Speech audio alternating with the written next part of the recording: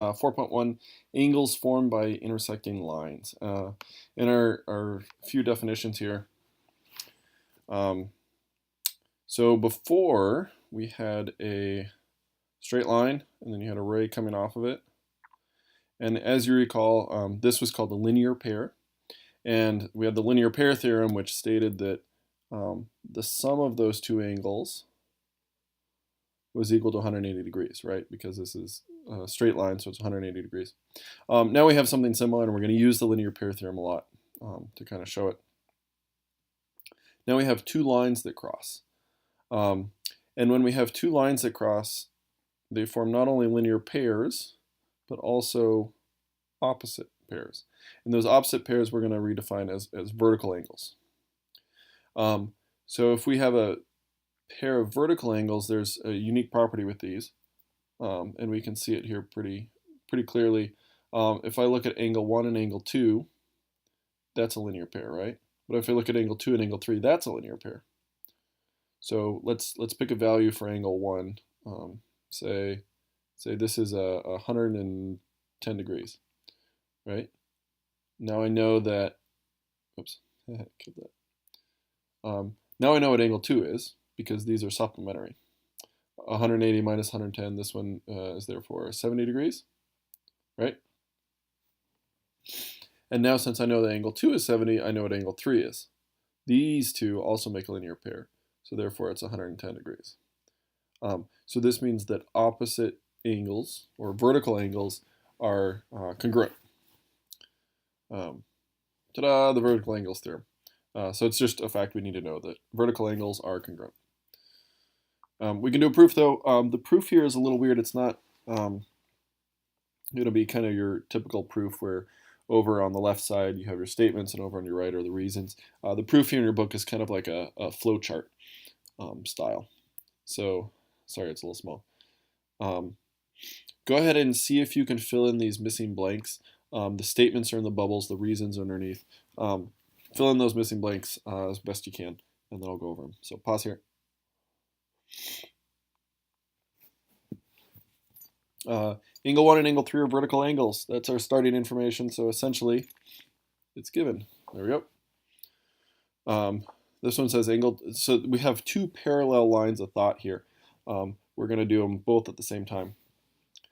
The first one here is the angle 1 and angle 2 are a linear pair. Because they're a linear pair, we can say that angle 1 and angle 2 are supplementary. That's the linear pair theorem. And supplementary means they add up to 180. Similarly, we can say angle 2 and angle 3 are a linear pair. Linear pair theorem states that they're supplementary, and then the definition of supplementary angles means we can add them together to make 180. Cool. So we're good on that. For the next step, though, we have to recognize that we have this segment here, which is equal to, so this thing is equal to that thing, and that thing is equal to the other thing. Therefore, this thing is equal to the other thing. Which property of equality is this? Well, some of you figured it out. It's the transitive property. I told you we'll be using that a lot, and we will. So therefore, we can make this statement that these two things are equal to each other. And then we can simplify it a little bit using the subtraction property of equality. And that finally gives us the measure of angle 1 equals the measure of angle 2, or just the fact that these angles are congruent. Cool. Let's use it in some problems now. These ones are pretty easy. For example, A simply asks, what is the measure of angle 6?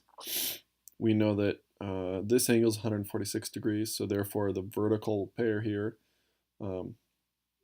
means that they're complementary, so angle 6 is also 146 degrees. Angle 5 and 7, therefore, ignore this, too complex. All we really care about, we can just jump to the end here. We know that 5 and 6 are supplementary, 6 and 7 are supplementary, angle 6 is 146. So therefore we could, I can do out the math, 180 minus 146 is equal to 40. I was going to write 40. All right, It's equal to 34 degrees.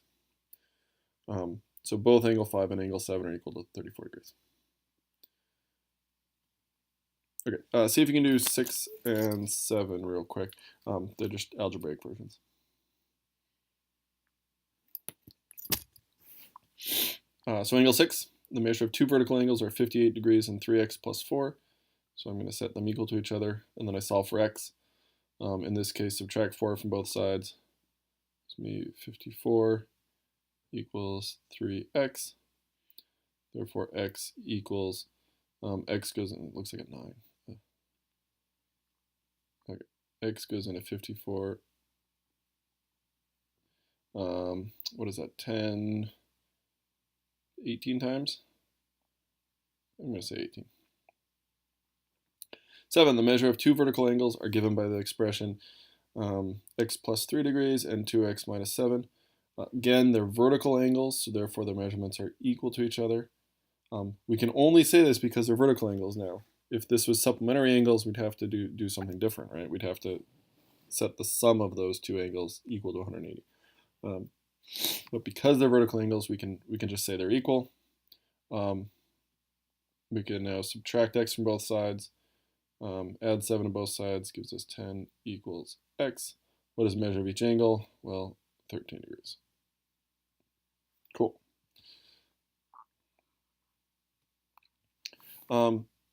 Another definition we really need to cover is complementary. So we talked about supplementary angles equaling 180 degrees. Complementary angles equal 90. Supplementary is 180 degrees. Complementary angles are 90. We can't say that enough times. Those are that's just a term you're going to have to learn is complementary. In theory, you should have learned it already. But it can get a little complicated with our little diagram here. So we have angle CFD is a right angle. Well, how do I know that? Well, it's been marked on here. There's a little right angle mark. So CFD is 90 degrees. If you get confused, you can always write it in. It's 90 degrees. Here, though, for problem A, they want us to find the measure of angles AFC, so AFC, and AFB, AFB. Well, to start with, I'm just going to write the problem out, although some of you can just skip this because it's so obvious to you. AFC plus AFD, so we got AFC, angle AFC, plus angle,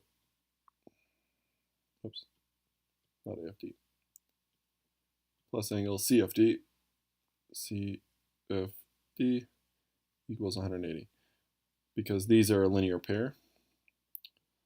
But we know what angle CFD is, right? So angle AFC plus 90 degrees equals 180.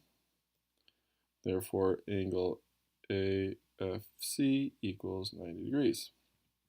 AFC is 90 degrees. Cool.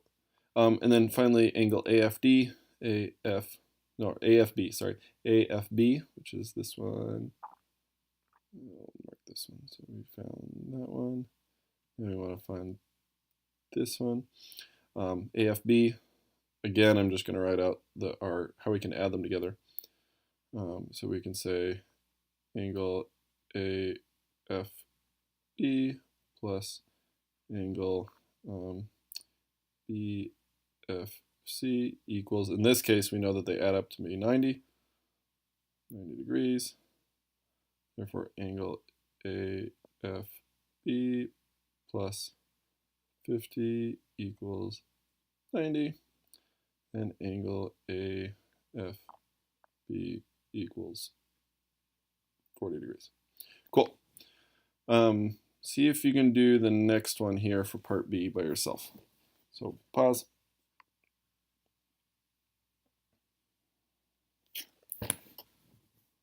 For this one here, we're supposed to find the measures of DFE. So DFE is that one, and AFE, AFE. So it's this one here, and this one here. This one says BFA and DFE are formed by two what? BFA and DFE are two lines. that are opposite each other. So the angles, wait, two angles. We'll say angles. So therefore the angles are vertical angles.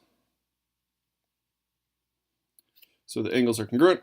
From part A, we know that this one over here is 40 degrees, so therefore this one here is also 40 degrees. Because BFA and AFE form a linear pair, right? These form a linear pair. The angles are supplementary. And the sum of their measures, therefore, supplementary means they add up to 180 degrees. So therefore, the measure of angle AFE, is equal to what? 180 minus the measure of angle BFA. That's 180 minus 40, which equals 140.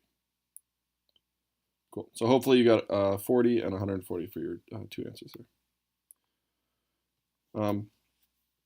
We have one more set of problems to do. For these ones here, it says that we can represent any angle as x, right? So if we don't know what the angle is, we just put it as an unknown. X is fine.